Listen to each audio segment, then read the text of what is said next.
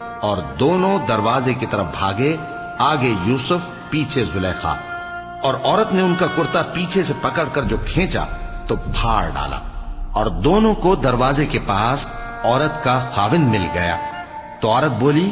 کہ جو شخص تمہاری بیوی کے ساتھ برا ارادہ کرے، اس کی اس کے سوا کیا سزا ہے کہ یا تو قید کیا جائے یا اسے دکھ کا عذاب دیا جائے۔ یوسف نے کہا، اسی نے مجھ کو اپنی طرف مائل کرنا چاہا تھا، اور اس کے خاندان میں سے ایک گواہ نے گواہی دی کہ اگر اس کا کرتا آگے سے پھٹا ہو تو یہ سچی اور یوسف جھوٹا ہے، اور اگر کرتا پیچھے سے پھٹا ہو تو یہ جھوٹی اور وہ سچا ہے۔ سو جب اس کا کرتا دیکھا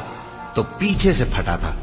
تب اس نے زلیخا سے کہا کہ یہ تمہارا ہی فریب ہے، اور کچھ شک نہیں کہ تم عورتوں کے فریب بڑے بھاری ہوتے ہیں۔ یوسف، اس بات کا خیال نہ کر، اور زلیخا تو اپنے گناہ کی بخشش مانگ، بے شک خطا تیری ہی ہے۔